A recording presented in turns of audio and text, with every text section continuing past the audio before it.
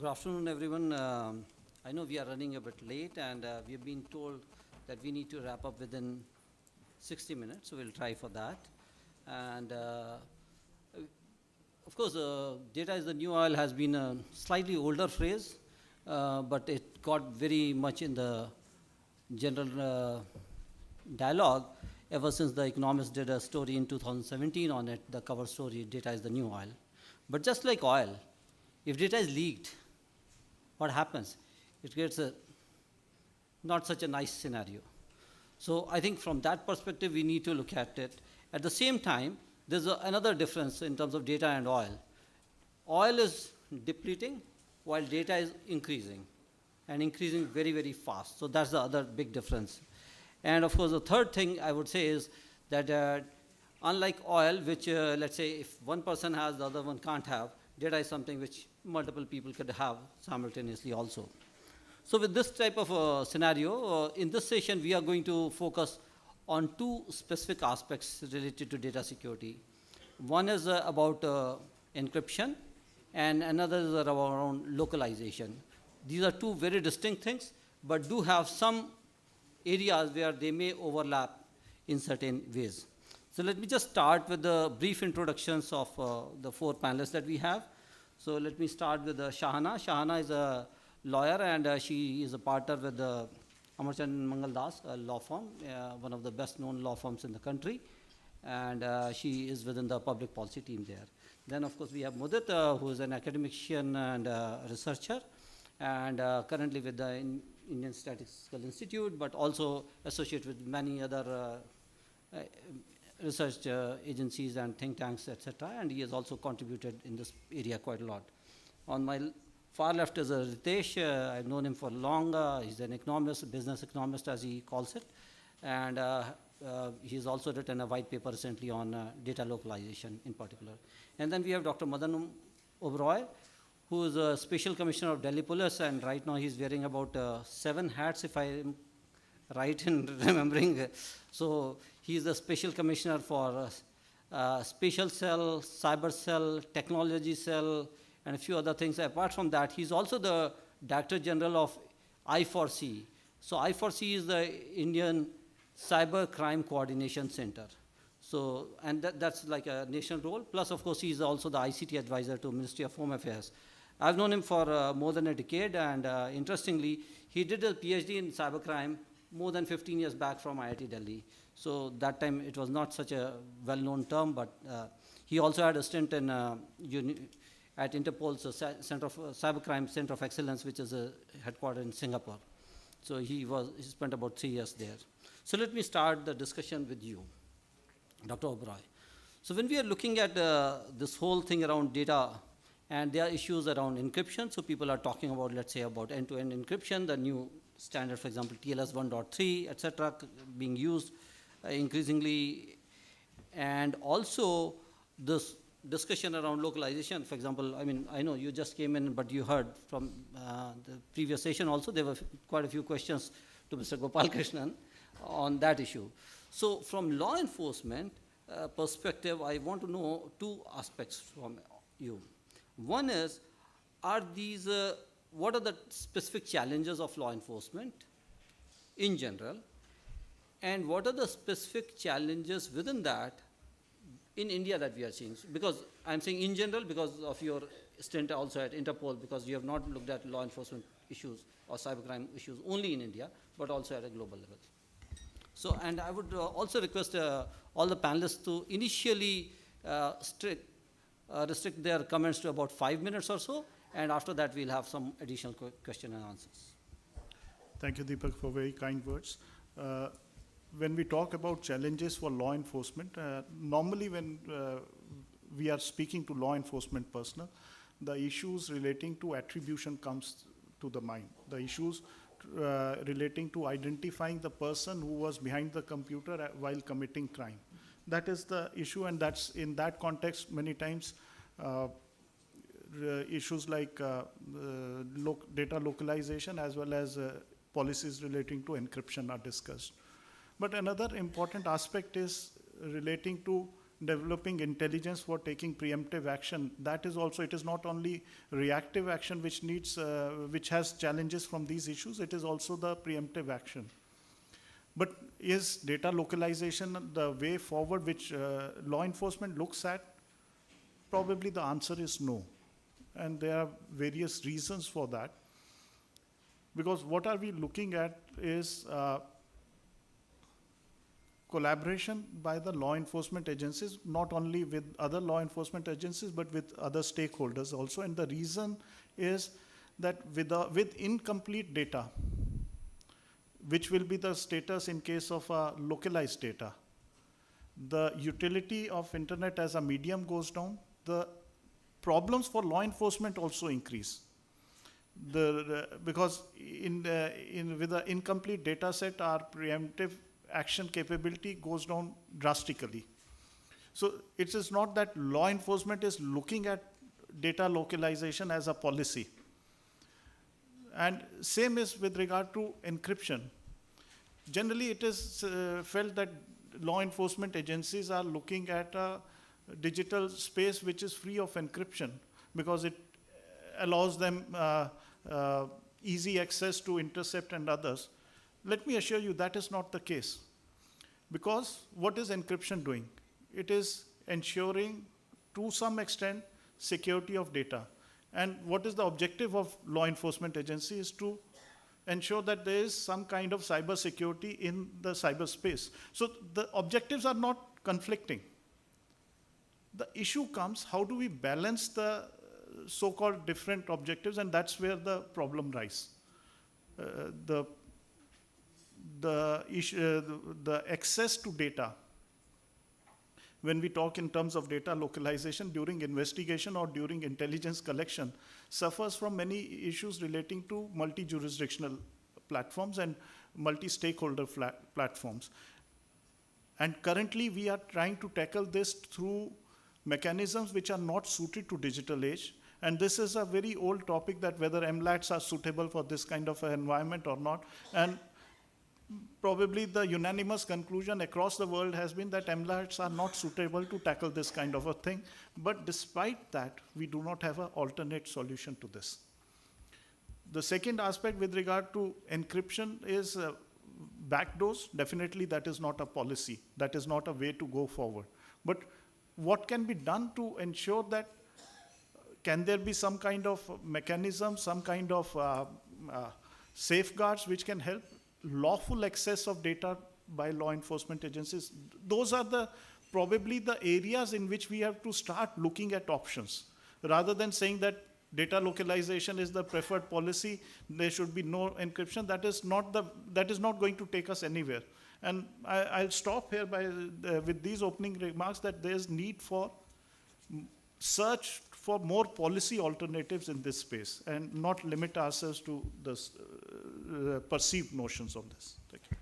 Thank you very much. And as many of you would have noticed, that these are, I'll say, rather counterintuitive responses from a law enforcement official, because many of us presume that the law enforcement officials do want data localization. They do want to avoid people having any sort of encryption, which is actually not the case, as he very rightly said.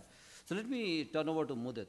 So Mudit, when we are looking at right now in the country, we have different type of policy measures. So if I look at overall policy landscape, so of course we have the IT Act, we have the National Data Sharing and Accessibility Policy. Ma'am here is from DST, which, by the way, many people may not know. Data sharing and accessibility policy is under the aegis of Department of Science and Technology. It's not under MITI, it's not under MOSPI, it's not under Niti Aayog or anywhere like that. Then we have many other, right now we have multiple consultations, some of them concluded, some of them are underway. So TRI has been doing something. We have data protection bill consultations, e-commerce policy, intermediary liability, and many other things. So when we are looking at all these things, what are the underlying objectives, especially when it comes to encryption and for localization? So what are those underlying objectives? Have they been clearly enunciated? And are the proposed solutions the right way, as Dr. Oberoi, of course, he has looked at from a law enforcement perspective, but according to you, are these the right approaches for the diseases that we have identified or yet to be identified? Good afternoon. Thank you very much for inviting me to be on a panel. These are very loaded questions, in some sense, I have to sum up what I think about the government in general and a few departments in particular. I am suspicious of the government in general, and I should be, the JS talked about privacy. Privacy from the government is also a huge concern, what does how do we control the government prying into our lives? But having said that, if you ask me honestly, right now, this is very, very early stages to be, sort of looking deeply into these issues. Now, privacy is not a new topic. It's not a new issue. It's been historically there for a very, very long time. The only reason why it's taken such a exponential or it's become such a huge issue is because now at the rate at which people are interconnected with each other, the rate at which a news can spread or a false news can spread from one location to the other and among the cross-section of people, that's a huge concern. So I think that, having said that, I am in the analytical field. I have been looking at data for a very long period of time. To me, whether data is localized or not localized is not as much as an issue, but what actually is done with the data. So for example, let's say we localize data. Just a hypothetical example, you have a foreign company whose data is localized. But what about the regulations related to algorithms? Because through algorithms, I can manipulate people. Through algorithms, even when they have given me consent, I can use it to manipulate their behavior to do certain aspect, to buy particular products. I can manipulate them to vote in a particular manner. Who controls that? How do we regulate that? Because this is becoming a big question from a regulatory perspective, because previously when we were talking about peddling consumer products, data didn't seem to be a big problem. Historically, people have been collecting data, analyzing them, trying to sell the product better. It has not become such an issue. But today it has become an issue because it is now, the questions that are emerging is questions centered around sovereignty of a country. And let me give you an example just to be very specific, since you've asked a very specific question on various departments. To me, can data localization solve a problem like this is a big concern, is a big issue. Take a large company, I don't want to name the company. It had put up pictures of a person, objectionable pictures, and in Australia, the court found that these objectionable pictures have to be taken down. Now, this large company tells the court that first, it tells the court we are not an Australian company, not subjected to Australian law. And when they sort of kept putting the pressure, they said, okay, fine, we will take it down in Australia. But globally, the pictures were still available. So now the issue is, to what extent do local governments have control over companies which have a global footprint? I think this is a sort of a concern in some sense because it will require international cooperation. So if, for example, now my privacy is being violated, I have got the local courts, I've got their order, I've got the issue settled. It does not mean that the issue is globally settled. So these, in my opinion, are big challenges which are emerging in terms of localization debate. And the encryptions might be there, but the big issue which is essentially around localization is what control will I have over these platforms which are global in nature? Because these companies are truly global. I mean, you have companies which have 2 billion people using on a daily basis, you have a platform. That's in terms of a size of a country, that would be the largest country in some sense, right? So now regulating these companies is becoming somewhat of a challenge because we are now seeing that they do have influence on how we elect the government. Leave aside just selling products. even in terms of elections of governments, in terms of manipulating their behavior, in terms of controlling their behavior. So the big issue is not that we have data. The big issue essentially is the kind of algorithms a guy like me can write to manipulate you. I mean, I'm a behavioral economist. I need to find out who among you is a compulsive buyer, whether you give me your consent or you don't give me your consent. I mean, for all you know, if you're a compulsive buyer, you are more likely to give me your consent. So you're more likely to be manipulated. Now the question essentially is that when does it cross a line? So for example, in economics, we teach that price discrimination reduces welfare in society in general. So the question is not then of data localization. Data can be completely localized. And yet a company, through a very sophisticated algorithm, in fact, in this case, you don't even need a very sophisticated algorithm. It's a very simple, I just need to use your anonymized, and that way I don't need to even know you as such. I just give you an ID where the program automatically says that this individual should be manipulated for higher prices. This individual is competitive, so offer him a lower price. And it can happen in such a subtle manner that neither does the individual realize it till the time he or she does not discuss it with other individuals. And technically speaking, governments are supposed to regulate this behavior. Price discrimination is something which the government tries to regulate. But the question is, how do we enforce it? Right? So I think the challenge in terms of data localization and encryption, we have to move a little bit step ahead in terms of what kind of algorithms are we going to sort of legitimize to a certain extent is going to be a much, much larger issue. Data in itself is quite harmless if you ask me, but the algorithms around it can be extremely, extremely powerful to manipulate. And I think little thought and discussion is happening on those fronts, a lot of discussion on trying to control data as if it's going to solve the problem. Last but not the least, okay, now that we have localized data, suppose, let's say my data in the government department is breached. In the private sector, it is breached, okay, its stock market can suffer, I withdraw consent, I can penalize it in other ways. How do I penalize this breach that takes place? Who will be held responsible? So in the privacy law, it has to be very clear, you know, that how will the government be responsible? Who will be taken to jail? Who will be put behind bars? How will the court case happen? So I think these are sort of larger set of issues. But to me, the bigger issue is going a little bit step ahead, scratching on the surface of data, but going to what actually people do with the data, because it's already happening. We are doing it in a very subtle way. We have various projects in which we manipulate people through simple experiments, simple changes of colors, we can do that. So I think that, to me, is a bigger issue that needs to be discussed. Thank you. Thanks for that. So, for example, you mentioned about different type of things, which is often called, of course, FATML, which is the fairness, accountability, and transparency in machine learning and artificial intelligence. And we did have some mention of these type of principles, at least I would say, in the AI report, which was commissioned by Department of Industrial Policy and Promotion. I mean, that was the name last year in March, and then followed by in June, but the discussion draft on national strategy for AI released by Niti Aayog. So I want to turn over to you, Shana, now.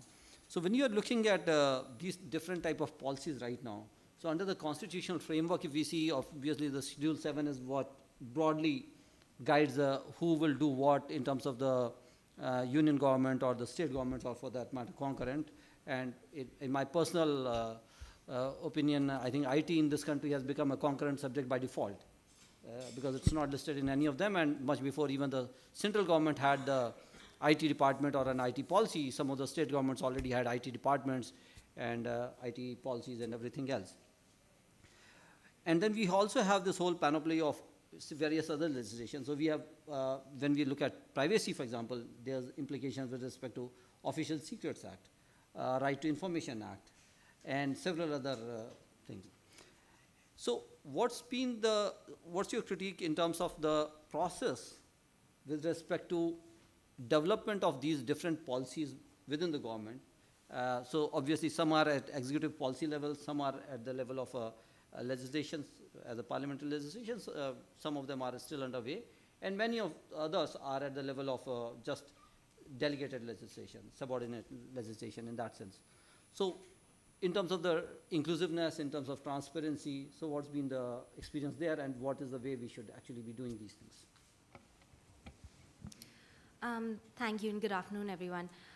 That's a really interesting question, Deepak. I think in the last, if you just look at the development of policy and legislative frameworks around the tech space in just the last 2 years, I think the trend has been all over the map in terms of what has been appropriate, whether there has been enough engagement, whether there has been enough consultation, whether there has been appropriateness in terms of staying within delegated authorities.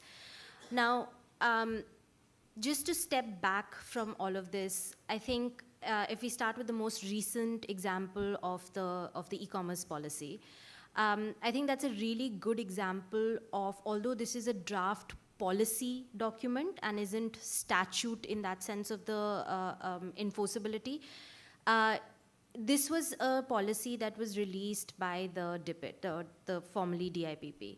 And the overlays that it has and the overlaps that it has with issues that, ideally MeitY would be seized off, or issues that even TRI has released consultation papers on, indicates that this is not a subject matter which is isolated to one ministry within the government. Now, if that is the case, and simply because we're talking about a policy document, does that mean that, at least interministerial consultation is not something that is adopted as a method for putting together or formulating policy frameworks? Because when it comes to statutory frameworks, yes, there is enough precedence and there's enough practice within the government that there is consultation both within the government mechanism and with private sector or with affected stakeholders. But it seems that the recent examples are actually being a bit of a black swan in that. The intermediary guidelines, the proposed amendments to the intermediary guidelines is another example in that the amendments were released in a manner that was fairly surprising, and the kind of amendments or the scope of the amendments was fairly broad. So I think if you start looking at a lot of the proposed change law in the last 2 years, there are enough examples where there is overreach of delegated authority, where there is overreach of statutory frameworks, where there is overreach of established jurisprudence. And I think some of the practices in terms of consultation or engaging with private sector, or engaging with stakeholders who may have more data points or who may be more engaged or have a more rigorous research practice in those subject matters, I think is not happening sufficiently. We talked earlier about the kind of rigorous discourse and engagement that the Sri Krishna committee had. The Joint Secretary sir spoke about it earlier.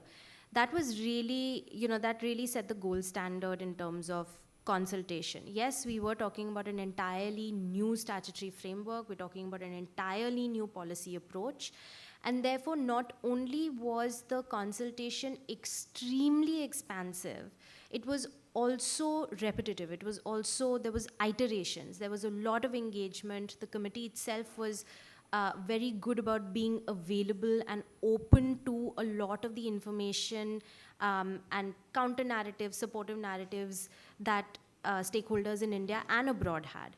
Now, that's obviously not a process that could practically be followed for every change law proposal. But I think in terms of just the recent examples that we have seen, there has, both in terms of engagement with the wider stakeholders and in terms of overreaching whatever are permitted frameworks or delegated authorities, I think some of the recent examples have not been very encouraging.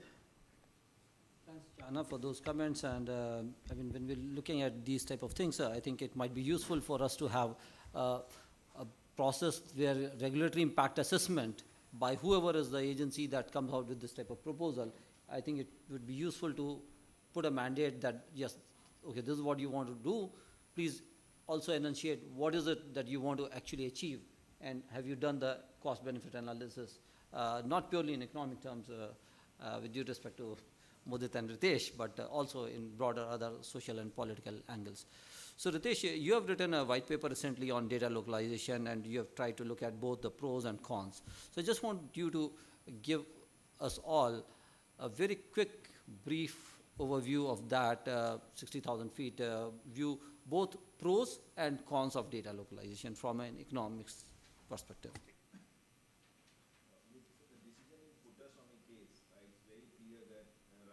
Privacy is now a fundamental right. So, and to promote or protect privacy, one of the ways is to localize data. That's the way arguments are being presented in newspapers and government papers. There are four related developments that shows that there is a clear preference in the policy circles for data localization. What are those? Sri Krishna Committee panel on data protection says that crucial data or serving copies of all personal and sensitive data should be stored locally in local serve. Our draft e-commerce policy says that there should be data localization. Then RBI has also instructed that all financial data and payments related data should be stored within India. There is another leaked report about a cloud policy panel that also prefers data localization.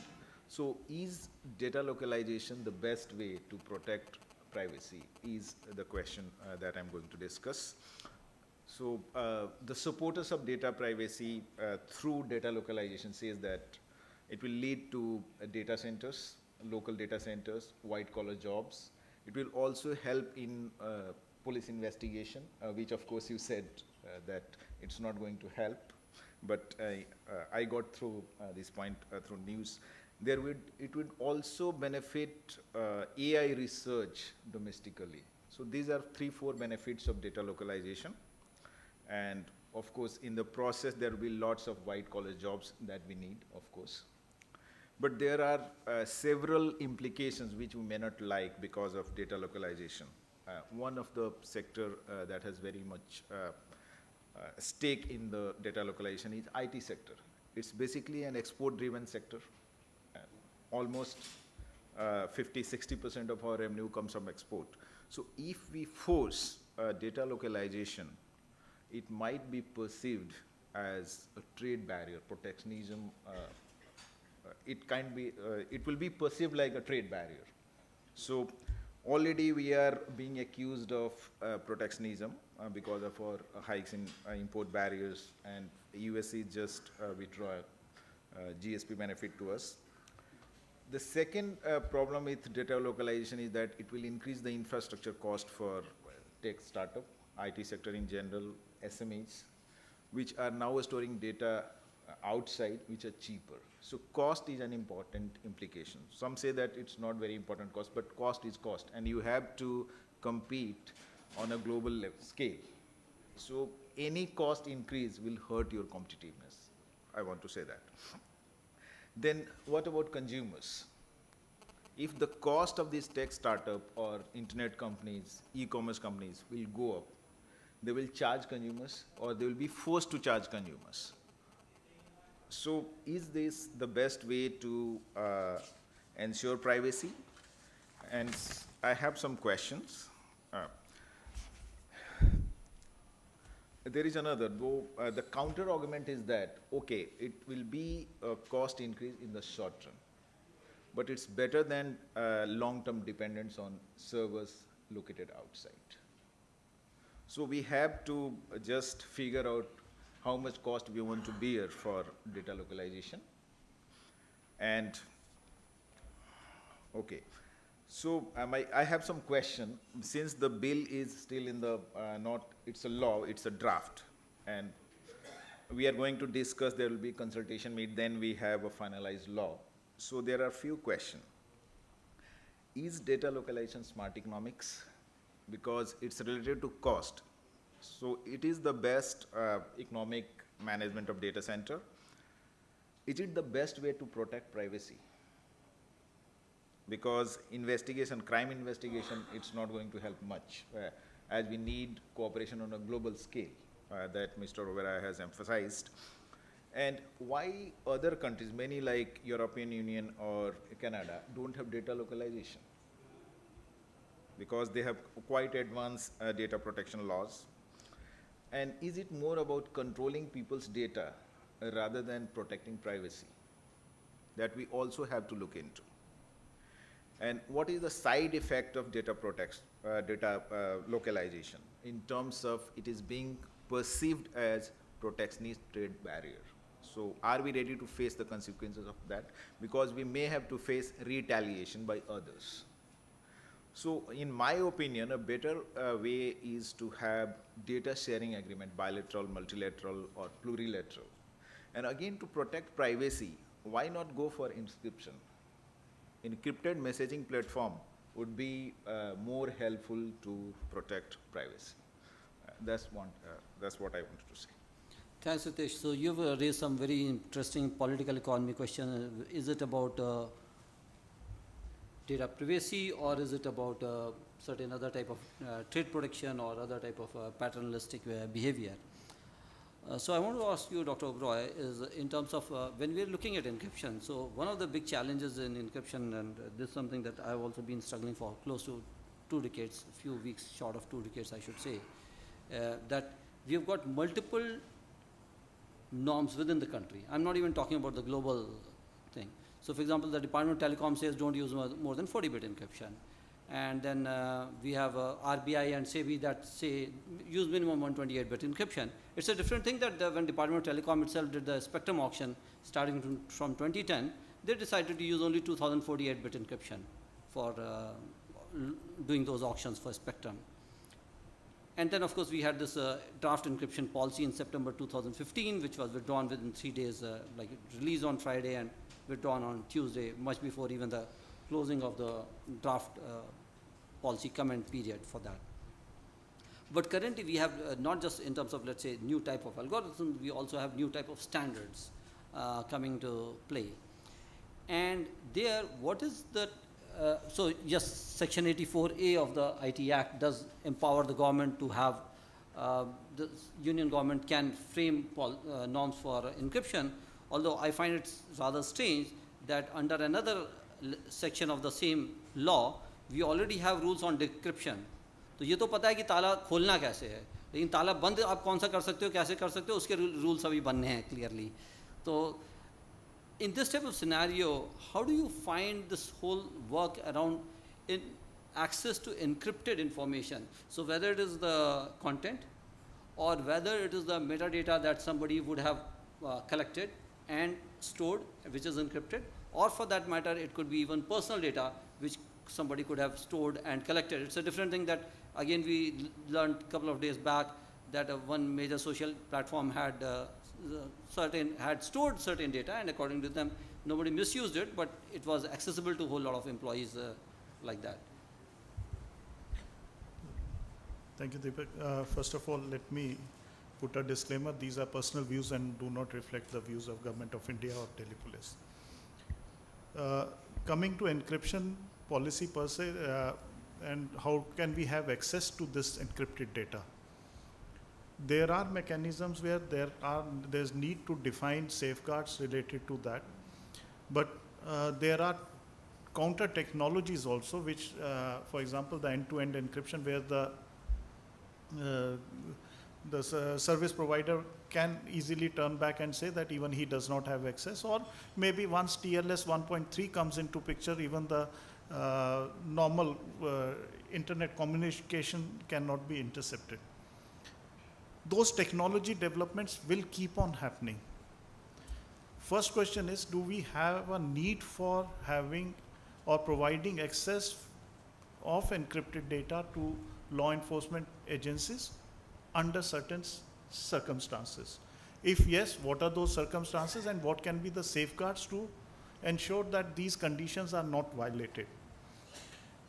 And if the answer to the first question, that is there a need for this kind of access? If that is yes, then others will have to be defined. We cannot have a 0-1 solution, binary solution here, that either it is encrypted or it is unencrypted, and there has to be an approach which balances the two. But here comes the difficulty, and that is whatever policy is framed, the ability to enforce that policy. Whether it is a one jurisdiction policy, whether it can be enforced, we can have so many rules and others, and we also know the reactions which come and how much is actually enforceable.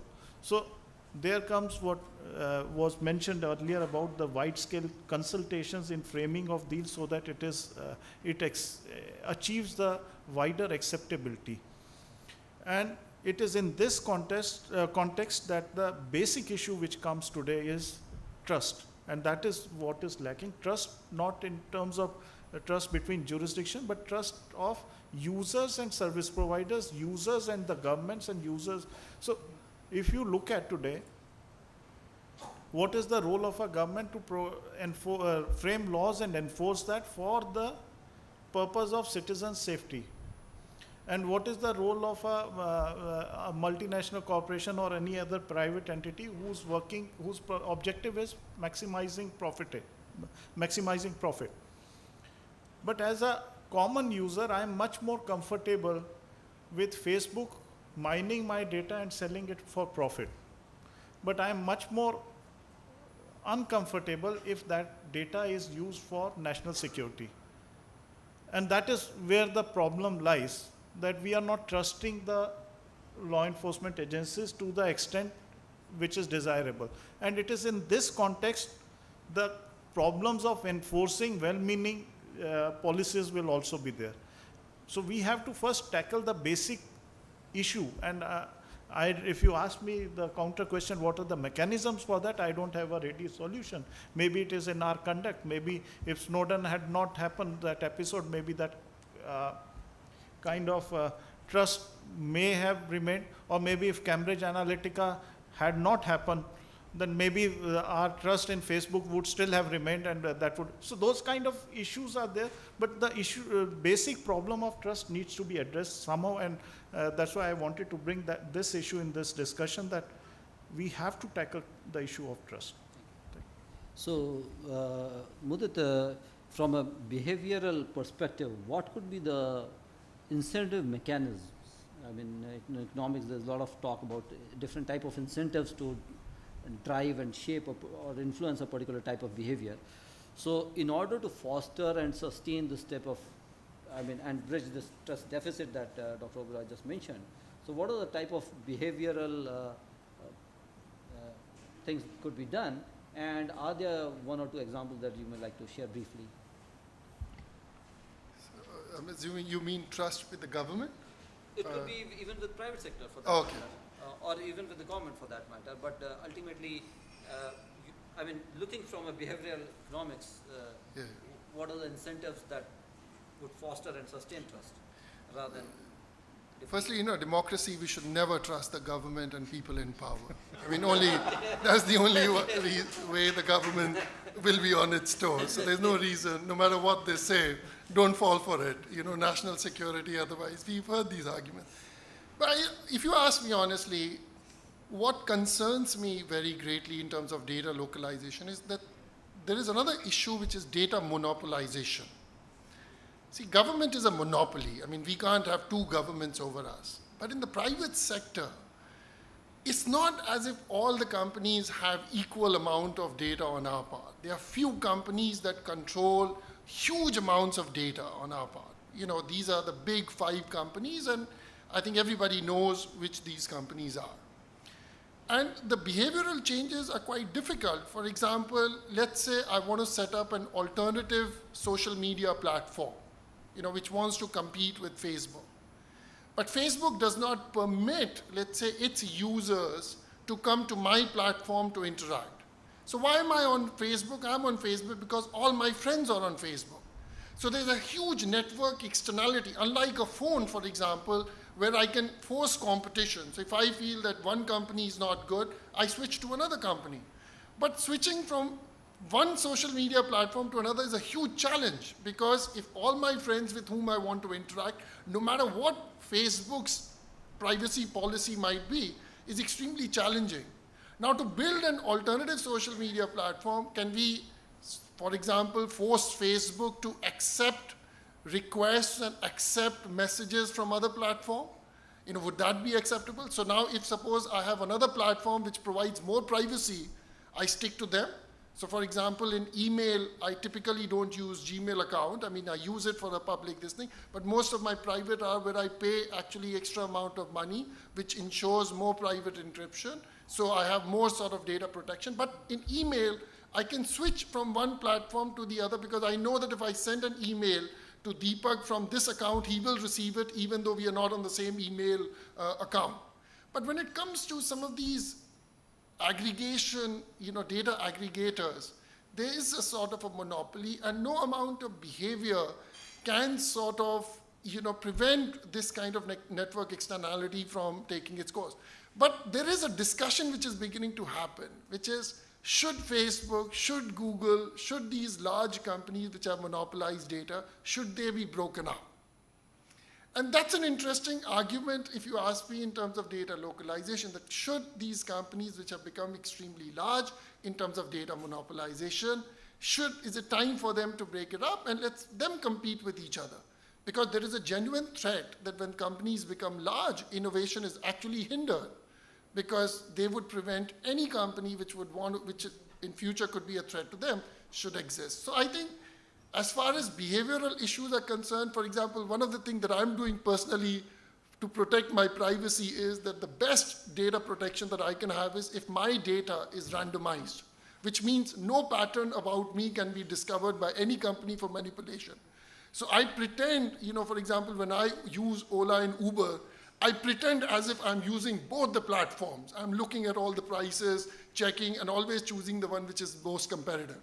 Now, I'm trying to sort of create an impression that I'm the guy who's always making choices, because I've noticed when you do that, we played experiments, they give you more discounts. So now I'm sort of writing an algorithm which sort of mimics this behavior. So, because these companies can figure out what you're doing with your data. I mean, you might not be in their platform, but if they feel that there's a certain pattern which requires you to be on their platform, and they don't find you out there, that is information in itself to manipulate behavior, right? So I think individual behavior is very, very difficult to change. If you ask me, some of these companies are extremely large. A discussion has begun to emerge that have they become too large, that they have to be broken up or not. That discussion has started, but I don't know where it will be headed. Thank you. So Shahana, so I want you to think of a different scenario. So I know you are a practicing lawyer, but just like we have a lot of cases, and this is something very routine. For example, one police station says that, okay, such and such crime did not take place in my jurisdiction, it happened in the adjacent or something like that. And oftentimes the things which are at the borderline, they often remain unattended for a long time. Now, this whole debate around localization, when we look at, so yes, there are people who are talking about localization at a country level. Tomorrow, you could have a state government saying that, okay, keep data of my citizens or my residents in my state. Somebody could say from my district or my village panchayat, or whichever way. I mean, it can go down to any level for that matter. I mean, localization to that extent. So where are these fault lines really lying? And second thing is in terms of whatever Mudit was mentioning in terms of, let's say, are these type of solutions really pragmatic in terms of, let's say, looking at from a competition law perspective on these issues? So quick, brief responses. Thank you. Sure.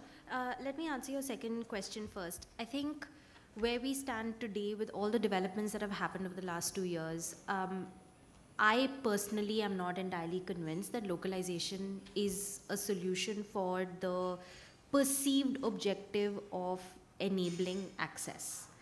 And I agree with Dr. Oberoi. I think the views are split on whether that is the underlying objective or not. But I think that it does not, because today access will be governed by processes of law, Whether we like it or not, ultimately it is governed by processes of law. And Aadhaar, actually, I don't want to, we really have to admire some of the judgments, some of the pronouncements in that judgment, because they actually struck down a provision of the Act because it enabled access in a manner that was not rigorous enough, that it did not follow sufficiently strong due process requirements. And I think that was phenomenal, because even today, the processes that govern access still have underpinnings of control. Where is the data? Who controls the data, right? Who possesses the data? Now, if those processes remain as they are, localization is not going to solve it. It's not going to be some magical solution that will suddenly enable and increase access that perhaps conventionally, again, as a perceived issue, did not exist. So I don't think that is the solution. And I think, you're exactly right that when it comes to data, because of the nature of the data and because of our very extensive and expansive data footprints that we leave behind, it's very difficult to start segregating and drawing boundaries and lines around what data needs to remain where. I think a sectoral approach perhaps is the least problematic or the least challenges to a sectoral approach, because an RBI can very easily silo off payment-related information because these are licensed entities, they're regulated in a separate manner. It's easier for them to silo out that category of data.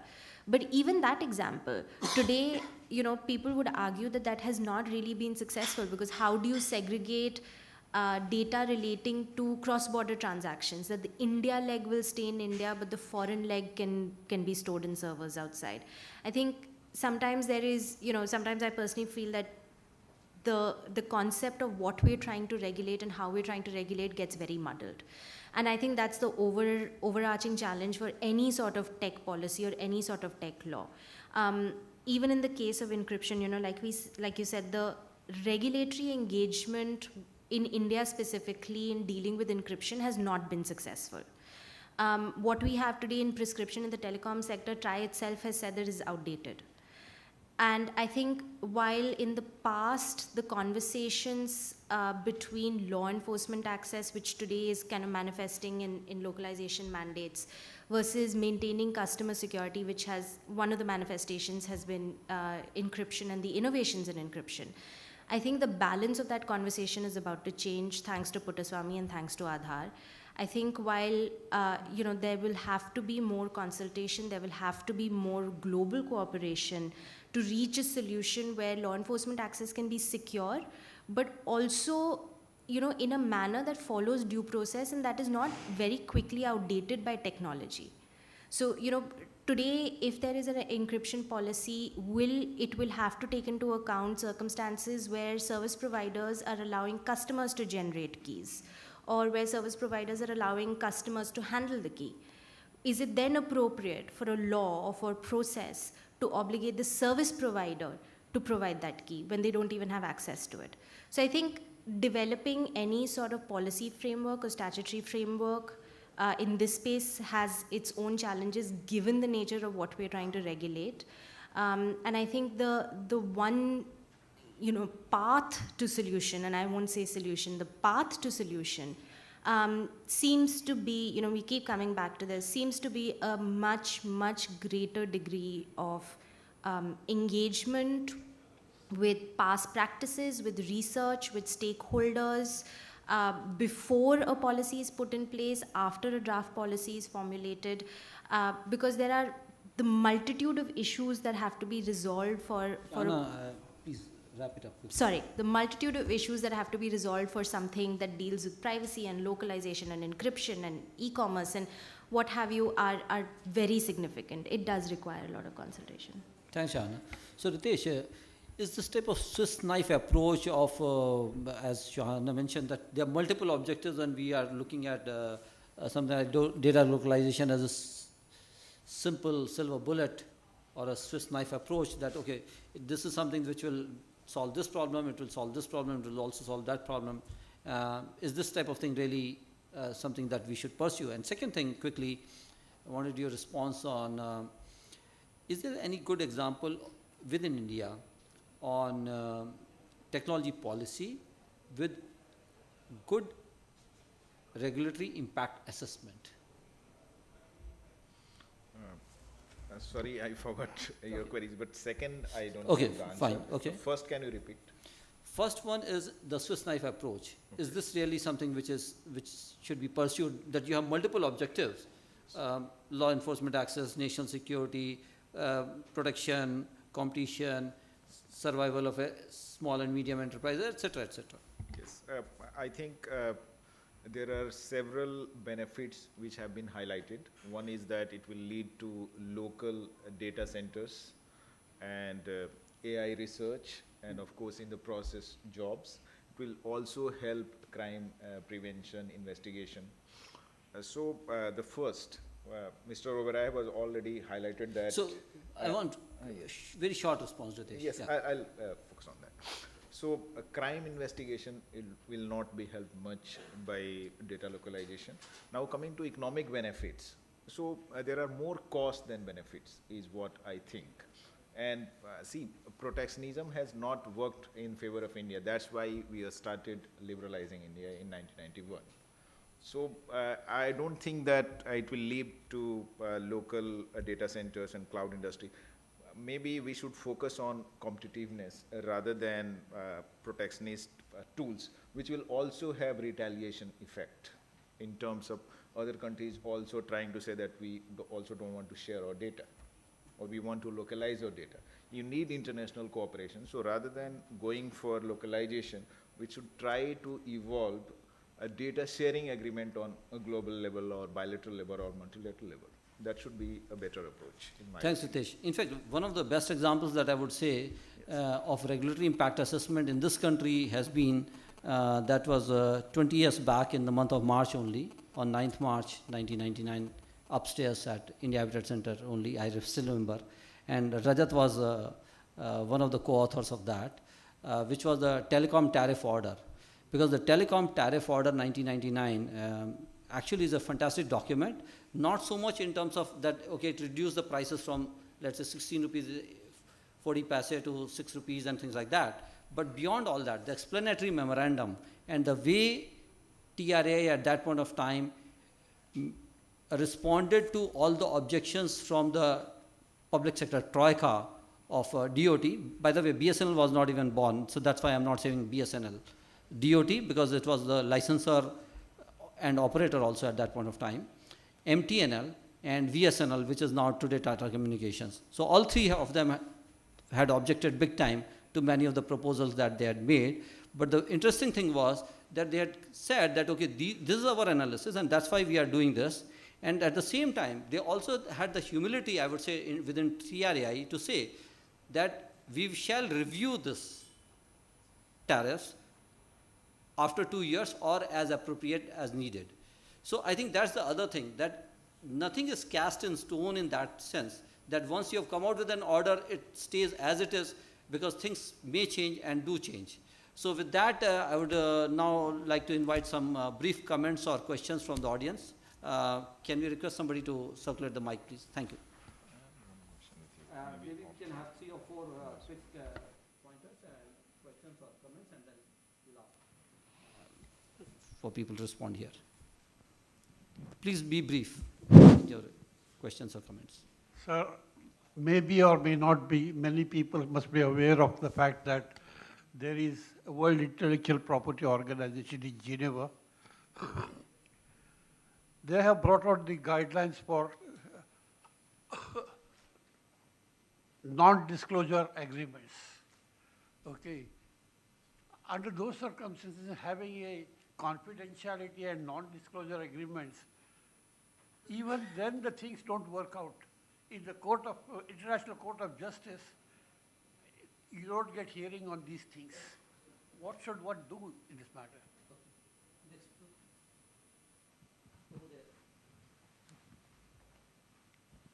Hello, my name is Ankita, and my question is to Ritesh, sir, So we were reading your paper, and it says that 78% respondents, they will believe in WhatsApp because it has an encryption process and a reliable encryption process. So my question is, how, according to the survey and your study, what do you think, how important is encryption in the communication, and how was the survey designed? Can you please throw some light upon that? And more details on the survey responses, and how would you project the communication behavior based on your survey?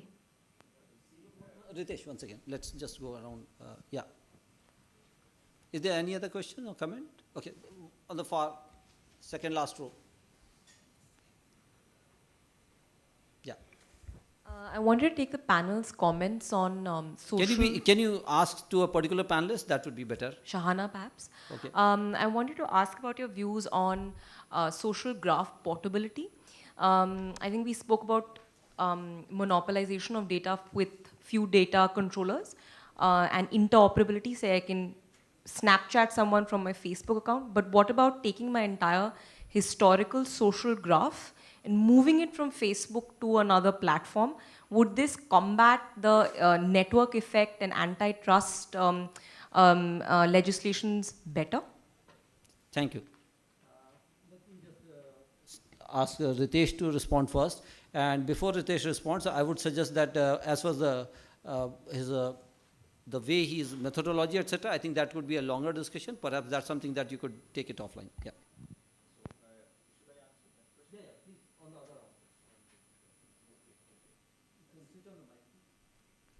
I'll try to answer. It's a long question, and so it's a detailed investigation of 1,520 people selected on the basis of India's demographic profile, like percentage of younger people. Percentage I don't have at the moment, but I have the detail in case you want. So for those who want privacy in their communication, encryption, in my opinion, as of now, is the best way to do that, or ensure that. That's okay. In sum to the answer to your question.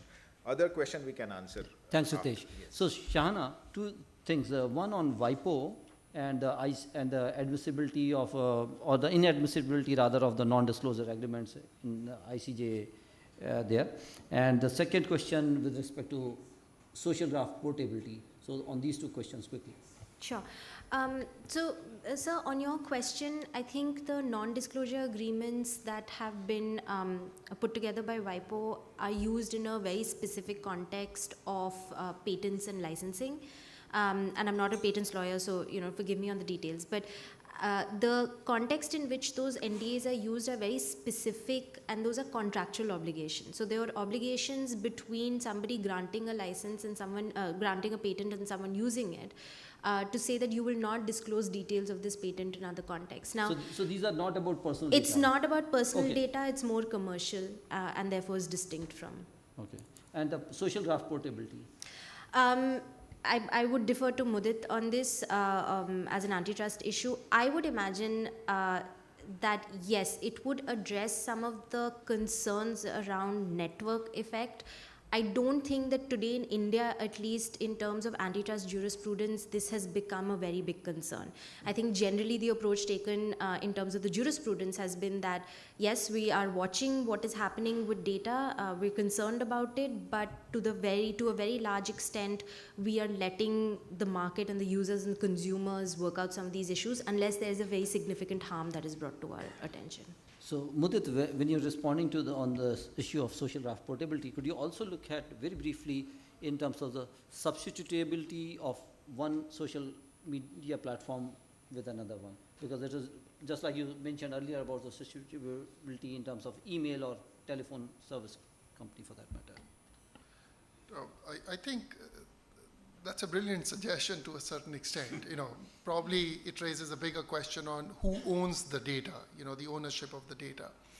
And quite frankly, the question is, if suppose Facebook was to come to me and say that, look, I'll pay you $30 if you give me your entire data because I want to manipulate your behavior, I think that might be a bit difficult, though they do it free all the time. But when they'll ask me to pay, when they'll pay me money to do it, But I think that's a very interesting question. I don't have an appropriate answer right now, but there is a big question which is emerging in terms of data ownership, which I think is at the heart of it, that if I own my data, then I should have the rights to sell it to anybody I want to, whether it's whatever I've liked on Facebook, or whatever the kind of newspapers I read, whatever is the Amazon reviews that I read, or whatever it could be, on various platforms. Second question on substitutability, I mean, it's just a thought. I think everything, since we end up choosing based on various services that we like from people, from the products that are being sold to us, I think in the social media space, there's something called a network externality, which I think at a certain level, is a very difficult thing for an individual to break. These externalities are not that I move to another platform. And it is in presence of these externalities that regulation becomes somewhat interesting. So right now, regulators are focusing more on data localization and other things, but they're not really focusing on mechanisms which affect us on a day-to-day living, and which has to deal with issues like that, right? I mean, we broke the monopoly of the telephone companies. Now we have one of the cheapest rates available. Penetration is extremely high. So I think in presence of network externality with these large tech companies is something that we need to sort of look at a bit more closely before I can provide any concrete answers. But yeah, that's what I just want to add one line. See, we also want free service like Facebook